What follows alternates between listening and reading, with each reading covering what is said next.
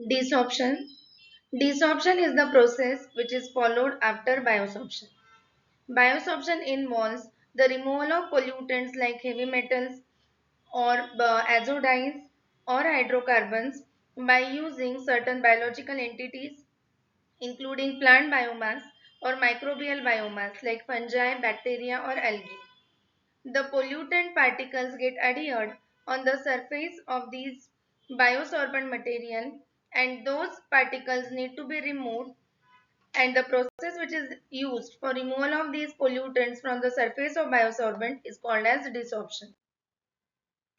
Biosorption has emerged as an effective, sustainable and low-cost alternative to conventional physicochemical methods for removal of wide range of pollutants. These pollutants include heavy metals, synthetic dyes, and persistent organic pollutants from wastewater and soil environments.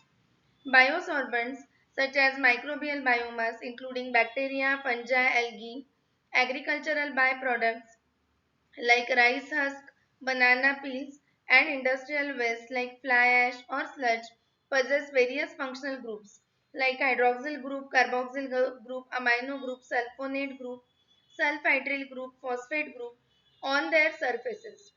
These functional groups, due to the charges, are capable of adsorption of contaminants via mechanisms such as ion exchange, complexation, hydrogen bonding, electrostatic attractions, and van der Waals forces. For the biosorption process to be economically and operationally viable, especially in large scale or continuous system, the desorption and recovery of adsorbed pollutants are critical. This allows for regeneration and reuse of biosorbent. That means same biosorbent can be used again and again if we successfully remove the pollutant from the biosorbent material. Concentration and potential valorization of the removed pollutants. That means the pollutants which are removed, like if we are removing heavy metals, so these heavy metals can be reused and recycled. So ultimately, it results in the reduction of secondary waste generation. The mechanisms involved in desorption. Desorption is influenced by interactions between the pollutant and the biosorbent during the sorption phase.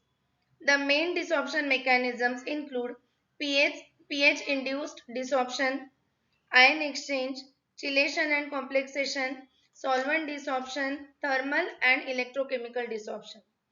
So mechanisms which are involved in desorption are related to the mechanisms of biosorption. Here we can reverse the conditions so that the bonds which are formed between the biosorbent and biosorbate, that means the pollutant particles, get weakened and then the pollutant can get removed from the surface of the biosorbent. First is pH induced desorption. In this mechanism, the surface charge is mainly altered. The surface of biosorbents is populated with functional groups such as carboxyl group COH, hydroxyl group OH, NH2 and SO3H. That means sulfonate group and amino group. These groups participate in binding metal ions or dyes through ion exchange, complexation or electrostatic attractions. By altering the pH, the ionization state of these functional groups is changed, which affects their ability to retain or release pollutants. So basically, the biosorbent and biosorbate are linked with each other due to specific charges. These charges depend on the pH of the environment. So if we alter the pH conditions, the charges on the surfaces of these moieties weaken.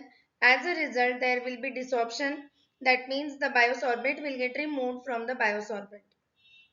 At low pH, that means acidic conditions, H plus ions compete with positively charged metal ions for binding sites. This leads to desorption of metal cations. Metals are electropositive, so they are having positive charge. So if we change the pH to acidic conditions where the ions of hydrogen, that is H plus, are prevailing, in that case H plus ions compete with those of the metal ions, and they remove the metal ions from the biosorbent surface. For cationic dyes like methylene blue, increasing pH results in deprotonation, that means removal of proton of functional groups, reducing electrostatic attraction, thus facilitating dye release. For anionic dyes like Congo red, lowering the pH can reduce negative charge on the biosorbent, weakening repulsion and enhancing desorption. Ion exchange. This mechanism involves the reversible substitution of ions between the liquid phase and the solid biosorbent surface. If a metal ion was adsorbed by displacing native ions like H+, Na+, or Ca2+, on the surface of the biosorbent, reintroducing these native ions in excess will reverse the process and release the bound metal ion. That means if the original process of biosorption is involving the removal of H plus or Na plus or calcium 2 plus from the surface of the biosorbent, then if we add these ions in excess after completion of the process of biosorption, the excess of ions will compete with the metal ions, and ultimately the due to higher concentration, again these ions like H plus, Na plus and Ca2 plus, they will displace the metal which is attached to biosorbent, and metal will get released in the solution. This method is advantageous due to the mild desorbing conditions and minimum biosorbent degradation. So it is not harming the biosorbent much. Also the metal ions which are getting released can be reused. Chelation and complexation. Chelating agents such as EDTA, that is ethylene diamine tetraacetic acid, or citric acid or oxalic acid, they form strong coordinate bonds with the metal ions, especially transition metals like Cu2+, Pb2+, Ni2+, and cadmium 2+. These complexes are soluble in water, promoting efficient desorption from biosorbent surfaces. This method is particularly useful for biosorbents that bind metals via coordination to amino, carboxyl, or phosphate groups. Solvent desorption. Many organic pollutants, particularly dyes and hydrophobic compounds like aromatic hydrocarbons, are adsorbed via pi-pi interaction. That means pi bonds are formed which are weaker bonds. Or it may be due to hydrophobic effects, and that means the molecules which are repelled by the water, they come together, or van der Waals forces, which are again also weak interactions. These can be disrupted by introducing organic solvents, polar or non-polar, which solubilize and extract the pollutants. Ethanol, acetone, methanol, or ethyl acetate are commonly used based on the polarity of the adsorbed compound. Solvent desorption is also useful for reclaiming dye products in textile effluent treatment, though solvent recovery and environmental risk must be managed. These solvents can be reused if we successfully remove the pollutants from them.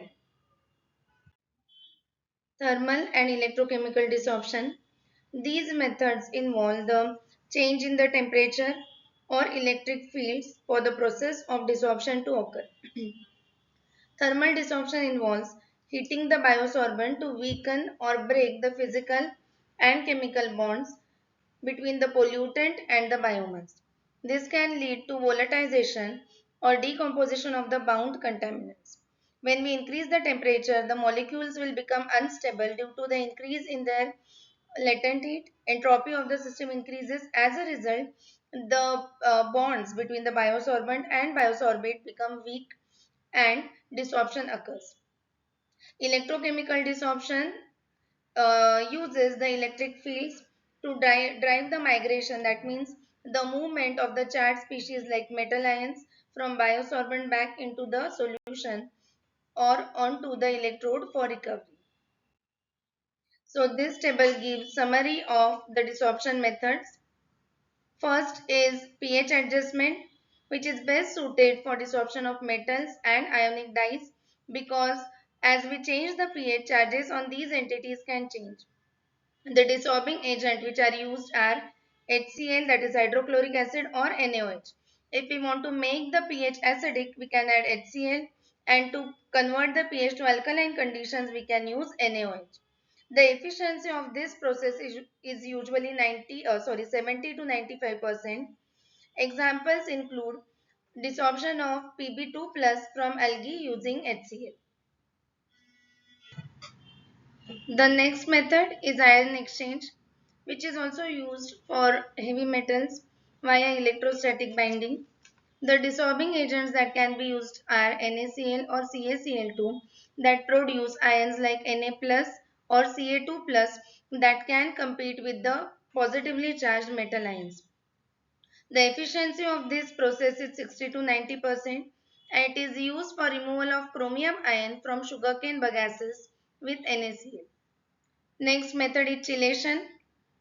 It is used for transition metals, and the agents which are employed in this method are EDTA and citric acid, which can form more than one bond with the pollutant, and they can be easily dissolved by change in conditions.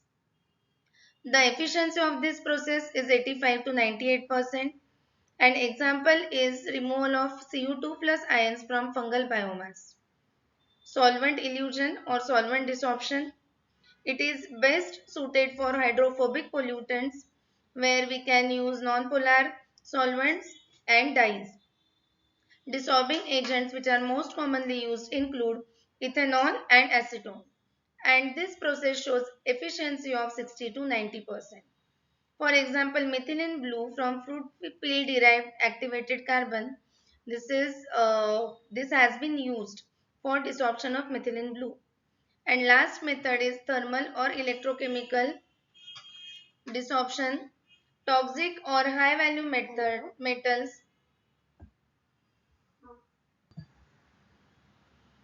The dissolving agents which are used in this method are heat or electric field, and the efficiency of this process is 70 to 100%. This method has been employed for desorption of mercury at 300 degrees Celsius. So, if we can successfully dissolve these pollutants, they can be employed for their reuse. After desorption, the next step is recovery that will be discussed in next video.